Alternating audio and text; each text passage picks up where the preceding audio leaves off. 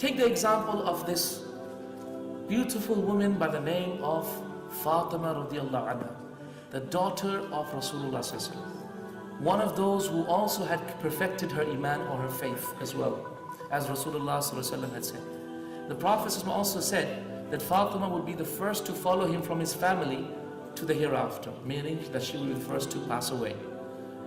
In one amazing couple of verses, Allah subhanahu wa ta'ala says, Allah revealed a couple of verses in the Quran which I came across when I was reading the tafsir of Ibn al-Jawzi.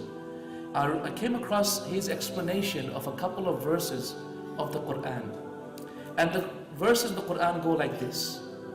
Allah subhanahu wa ta'ala says, ويطعمون الطعام على حبه مسكينا ويتيما وأسيرا إنما نطعمكم لوجه الله لا نريد منكم جزاء ولا شكورا إنا نخاف من ربنا يوما عبوسا قمطريرا. This verse mentions that Allah subhanahu wa ta'ala quotes people who give charity in the cause of Allah are those who say, verily they feed the poor, the orphan, and the poor, the orphan, and the prisoner of war. The poor, the orphan, and the prisoner of war. By the way, prisoner of war was actually a non-Muslim, isn't it? That's why they were prisoners of war. So Allah is actually saying that it's actually good to give charity to non-Muslims. So next time you actually ask yourself, can I give charity to non-Muslims? Can I feed them? Can I do that? Of course you can. Goodness to all of humanity is what Islam talks about. So يُطْعِمُونَ الطَّعَامِ, they feed out of the love of Allah. يُطْعِمُونَ الطَّعَامَ عَلَى حُبِّهِ مِسْكِينًا, a poor man, وَيَتِيمًا, an orphan, وَأَسِيرًا, and a POW, prisoner of war. And they say, إِنَّمَا نُطْعِمُكُمْ لِوَجْهِ اللَّهِ, verily we feed you for the face of Allah. لَا نُرِيدُ مِنْكُمْ جَزَاءً, we do not ask you for any reward in return, وَلَا شُكُورًا, nor even a word of thanks.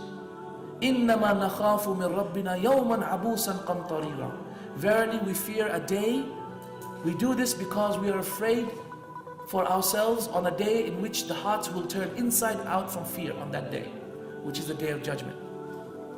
Right? And these verses, by the agreement of all the scholars of Islam, was revealed regarding Fatima radiallahu anha. They were revealed regarding who? Fatima radiallahu anha. Why?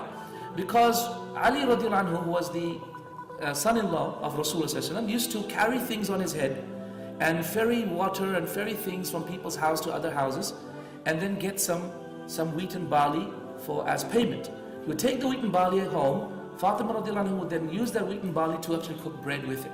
So one day Ali did some of that ferrying, came home after hard days of work in the 55 degrees Celsius heat of Medina, brought that barley back home. She made bread with it. She made 3 loaves of bread, one for her, one for him, and one for Hassan and Hussein.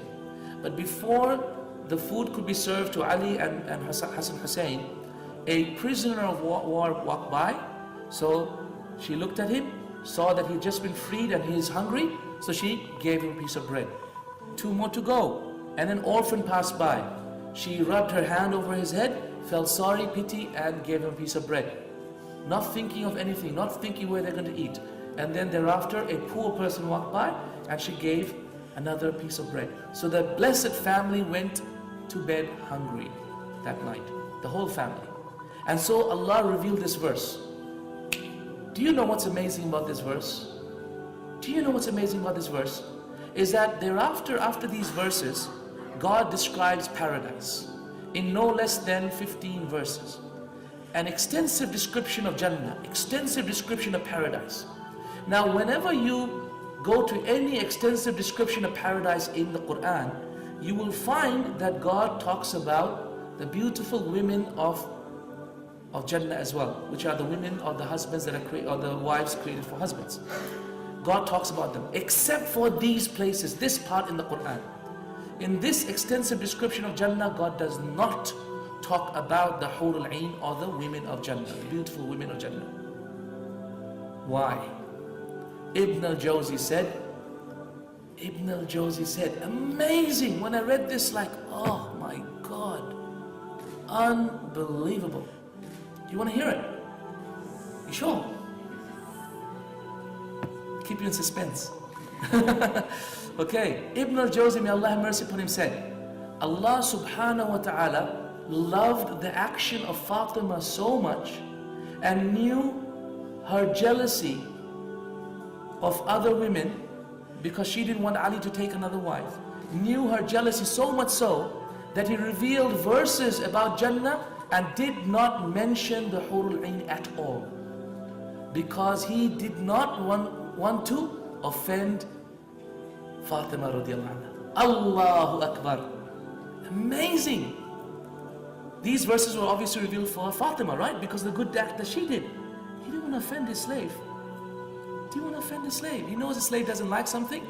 He won't even mention it in the Quran because of the feeling of offending his slave, because he was so happy and so amazed with her act. You see, righteous women, when they do righteous deeds, then by Allah, not only are they equal to men, they can far exceed men as well. So much so that Allah above the seven heavens can reveal verses recited till the day of judgment in amazement of his slave, in amazement of the actions of a righteous woman by the name of Fatima radiallahu anha.